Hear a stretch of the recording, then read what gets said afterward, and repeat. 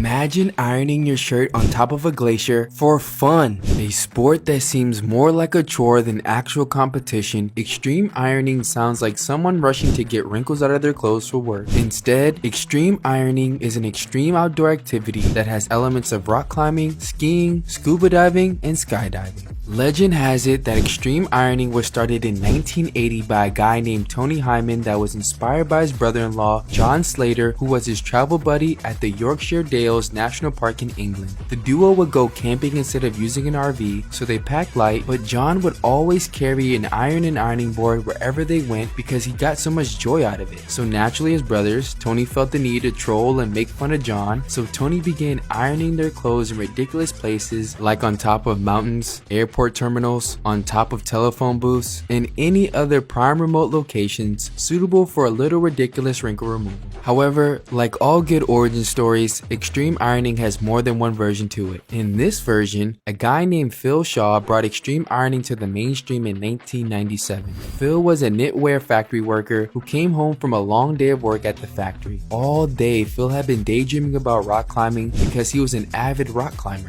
But when he got home, lots of wrinkled clothes were getting in the way. So to kill two birds with one stone, Shaw grabbed a lengthy extension cord which allowed his iron to stretch into the backyard where he moved his laundry basket of clothes. Phil's roommate asked what he was doing, to which Phil said extreme ironing. Phil began bringing the iron and ironing board every time he went rock climbing. Phil really enjoyed seeing everyone's reaction to his death-defying ironing stunts, so in 1999, Phil made the push to take his sport mainstream. Phil went to the United States, Fiji, New Zealand, South Africa, and Australia to promote what he was doing by creating a group called Team Steam. In New Zealand, Phil met a bunch of German tourists who helped him create Extreme Ironing International and the German Extreme Ironing section. So how does this sport wiggle its way into the mainstream? Well, in 2002, the first Extreme World Ironing Championships was held in a small village near Munich, Germany. The event had 12 teams from countries such as Austria, Australia, Chile, Croatia, Germany, and 3 teams from Great Britain. The competition had 5 championship categories that judges were crowned champions in. The Urban Championship involved ironing in, on top of, or around a broken down car. The Water Championships required competitors to be in a canoe, surfboard, or rubber rings and iron on a fast flowing river. The Forest Championship required competitors to climb up to the top of a tree and iron clothes. The Lauda Championship forced competitors to climb up a rock climbing wall and iron a t-shirt. Then finally there is the freestyle, in which anything goes and they can iron anywhere they want. Contestants were judged on their creative ironing skills as well as the creases in their clothing. Competitors must use an ironing board with legs that are at least 1 meter long and 30 centimeters wide. Irons must be approved before the competition, with plastic irons being prohibited. The garments that are ironed also have to be larger than a tea towel. Some guidelines in place to protect the competitors include wearing a helmet, knowing your location, having a harness is a must, and a spotter must be present. Prizes range from a free trip to Hawaii to household appliances. The event went well, but naturally there was relatively no hype surrounding such an odd sport. So Phil Shaw published a book, Extreme Ironing, which was filled with records of participants and their experiences. This caught the eye of Britain's Channel 4 news station, which helped Phil debut the documentary Extreme Ironing: Pressing for Victory. The documentary followed ironing athletes Starch, Safety Setting, Power Cord, and Iron Matron as they competed in the inaugural competition. The ratings were so good that Channel 4 aired a follow-up documentary that followed the rivalry between the Extreme Ironing Bureau and another group that broke from the EIB to start an extreme sport with vacuum cleaners. Months after the British press, a group of Brits took the sport to the next level when John Roberts, Ben Gibbons, and Christoph Juzy climbed Mount Everest and ironed a Union Jack at 3 miles above sea level. People kept upping the ante and taking their extreme ironing feats to the next level. In 2008, 72 divers set a world record for simultaneously ironing underwater. A year later, the record was broken by a group of 86 people, only to be surpassed 2 years later by a Dutch diving club that got 173 divers to successfully iron underwater. In keeping with the underwater theme, an Italian man went to the world's deepest pool, located at Hotel Treme Melipini, and ironed a shirt 138 feet below the Y40 pool. In 2012, Phil Shaw came back to the sport he pioneered pioneered to compete in the inaugural Extreme Ironing Half Marathon, which requires ironing 3 items of clothing during the 13.1-mile jog. The stakes are constantly being raised as people have incorporated extreme ironing into bungee jumping, skydiving, and scuba diving. The credibility of this sport has risen so much that a university in England has approved an extreme ironing club. Students at a New Zealand university heard about the sport and decided to climb up an active volcano with winds of 80 miles per hour. Extreme ironing has even appeared on Netflix, making a guest appearance in Dino Girl Gabko.